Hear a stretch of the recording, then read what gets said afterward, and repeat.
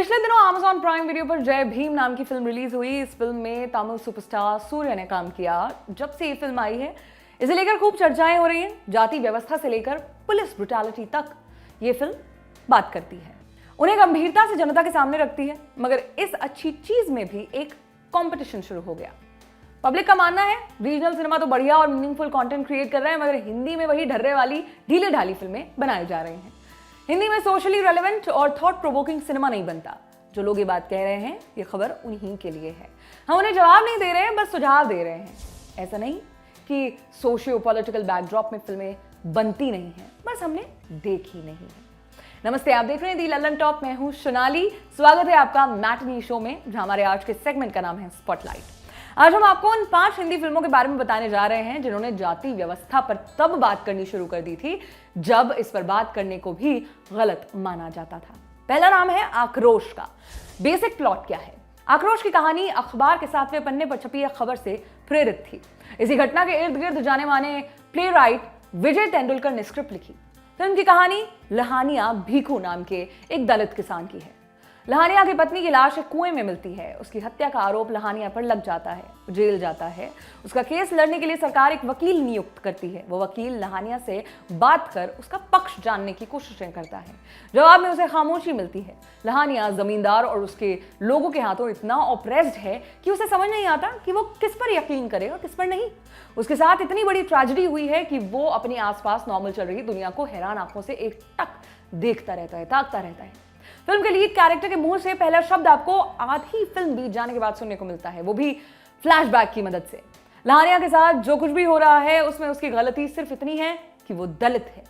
यह फिल्म देश में दलितों की स्थिति और समाज में उनको मिल रहे ट्रीटमेंट के बारे में बात करते हुए इंडिया के जुडिशियल सिस्टम पर कटाक्ष करती है। फिल्म के आखिर में एक सीन है जहां अपने पिता के दाह संस्कार के दौरान लहानिया कुल्हाड़ी से अपनी बहन की हत्या कर देता है। फिर चिल्लाता है, इतनी जोर से चिल्लाता है कि उसकी आवाज सिर्फ आपके कान तक नहीं बल्कि दिलो दिमाग को भी सुन्न कर देती है, क्योंकि आपको लहानिया के उस कृत्य के पीछे की वजह पता होती है। आक्रोश को आप YouTube पर देख सकते हैं। अगला नाम है सदगति का। बेसिक प्लॉट, सत्यजीत रे ने अपने करियर में सिर्फ 2 हिंदी फिल्में बनाई। पहली थी 1977 में आई शतरंज के खिलाड़ी, और दूसरी वो फिल्म जिस पर हम अभी बात कर रहे हैं, सदगति। मुंशी प्रेमचंद की लघु कथा पर सत्यजीत रे ने फिल्म बनाई, मगर ये फीचर लेंथ नहीं, 45 मिनट की टली फिल्म थी। ये कहानी है दुखिया नाम के व्यक्ति की। वो अपनी बिटिया की सगाई की तारीख निकालने के लिए गांव के ब्राह्मण को अपने घर लाना चाहता है, मगर उसे पंडित जी के घर में घुसने की इजाजत नहीं है क्योंकि वो कथित तौर पर नीची जाति का है। जब वो पंडित जी के घर पहुंचता है तो उससे अपने घर के छोटे बड़े काम करवाते हैं। तय होता है कि जब दुखिया बाहर पड़ी एक बड़ी लकड़ी का टुकड़ा काट देगा तब पंडित जी उसके घर जाएंगे, मगर सुबह से खाली पेट काम में लगा दुखिया उस लकड़ी को काटते हुए दम तोड़ देता है। जब आप ये फिल्म देख रहे होते हैं तो आपको अपनी नजरों के सामने ये सब कुछ होता देख बड़ी खीज महसूस होती है। मगर हैरानी की बात यह है कि असली खेल इस सीन के बाद शुरू होता है। पंडित जी बीइंग पंडित जी वो उस बॉडी को हाथ नहीं लगा सकते। छुआछूत और तमाम तरह के पाखंड। गांव के दूसरे लोग उनसे आकर ये शिकायत करते हैं कि बॉडी को जल्दी से रास्ते से हटवाइए, क्योंकि जब तक वो निचली जाति के उस शख्स की बॉडी नहीं हटेगी तब तक वो वहां से पानी भरने नहीं जा सकते। आपको याद है अक्टूबर फिल्म में एक डायलॉग है, जब डैन शिवली के लिए अस्पताल में चक्कर लगा रहा होता है, उसके दोस्त उससे कहते हैं कि वो कुछ ज्यादा ही अफेक्टेड हो रहा है। उसके जवाब में डैन कहता है, तुम लोग इतने अनअफेक्टेड कैसे हो? सदगति के सीन को देखकर आपके जहन में सिर्फ एक बात आती है कि ये लोग इतने अनअफेक्टेड कैसे हैं? इन्हें फर्क क्यों नहीं पड़ रहा कि सामने एक आदमी की लाश पड़ी है, वो आदमी उनकी गलती से मरा है, मगर ये अब भी उस जान की कीमत समझने की बजाय उसे रास्ते से हटाकर अपना दिनचर्या पूरा करना चाहते हैं। ये कौन सी व्यवस्था है जिसकी कीमत किसी इंसान की जान से ज्यादा है? ये तमाम तरह के सवाल आपके दिमाग में अचानक से आने लगते हैं। फिर आपको रियलाइज होता है कि 40 साल पुरानी फिल्म है। फिर आपके दिमाग ये सोचकर भन्ना जाता है कि हमारे देश के कुछ हिस्सों में अब भी इस तरह की चीजें हो रही हैं, आम बात है। सदगति को दोस्तों आप YouTube पर देख सकते हैं। लिस्ट में अगला नाम है पार का। पार समरेश बसु की कहानी पारी पर बेस्ड है। ये कहानी है बिहार में रहने वाले एक कथित निचली जाति के लेबर नौरंगिया और उसकी पत्नी रमा की। जमींदार और उसके परिवार के लोग गांव के लोगों को सताते रहते हैं। जो भी उनके खिलाफ आवाज उठाने की कोशिश करता है, आवाज के साथ साथ उसे उठाने वाले को भी कुचल दिया जाता है। एक ऐसी ही घटना के बाद नौरंगिया अपने कुछ साथियों के साथ मिलकर जमींदार के छोटे भाई की हत्या कर देता है। अगर जमींदार ने नौरंगिया को छोड़ दिया तो कल को दूसरे कथित निचली जाति के लोग भी उसके खिलाफ आवाज उठाने लग जाएंगे। वो नौरंगिया और उसकी पत्नी को खोजने के लिए जमीन आसमान एक कर देता है। नौरंगिया के पास फरार होने के अलावा कोई भी रास्ता नहीं बचता। वो अपनी प्रेग्नेंट पत्नी को लेकर कलकत्ता पहुंचता है, जहां उसके सामने बड़े शहर की असलियत होती है। फुटपाथ की जिंदगी और भूख से लंबी लड़ाई के बाद ये जोड़ा वापस अपने गांव आने का फैसला लेता है, मगर उसके पास इतने पैसे नहीं कि वो वापस जा पाए। बड़े जतन के बाद एक काम मिलता है, उन्हें सुअरों के एक झुंड को नदी पार करवानी है।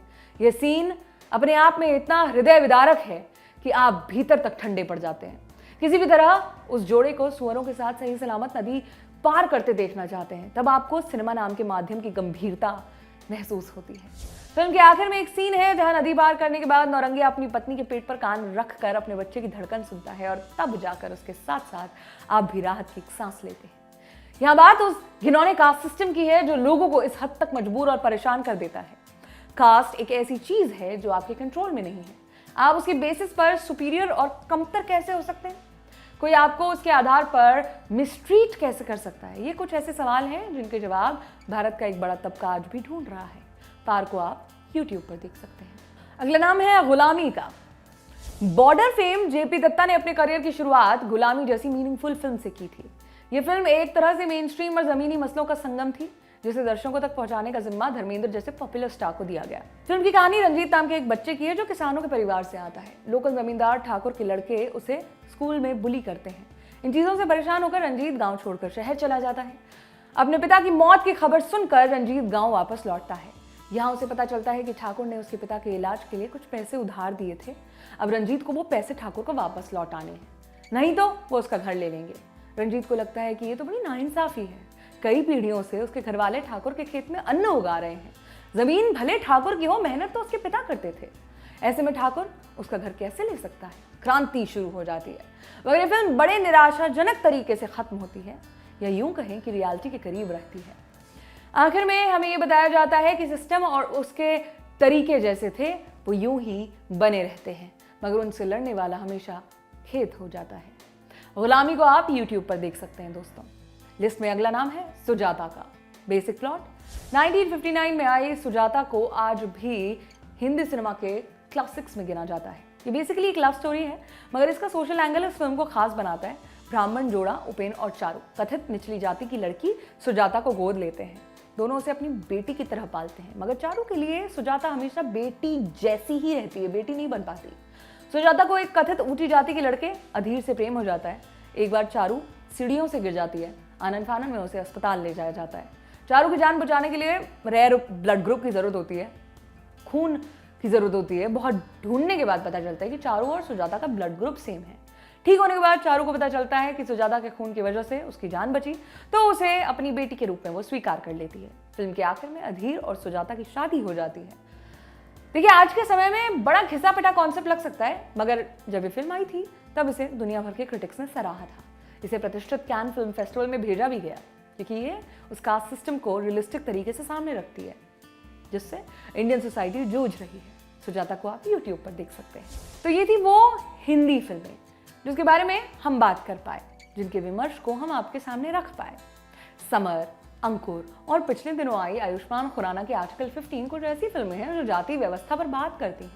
अगर हिंदी भाषा से इतर बात करें तो तमिल फिल्म सारपट्टा पेरम्बरे, परियरम पेरुमल, असुरन, मराठी भाषा की फैंड्री और सैराट, मलयाली भाषा की पुरारियात्वर और मृग्या कुछ ऐसी फिल्में हैं जो कथित निचली जाति और उसके लोगों को संघर्ष को बड़े सहज तरीके से हमारे सामने रखती है। तो ये था आज का मैटनी शो का एपिसोड, जिसे लिखा हमारे साथी श्वेतांक ने आपके लिए। देखते रहें दी ललन टॉप। शुक्रिया।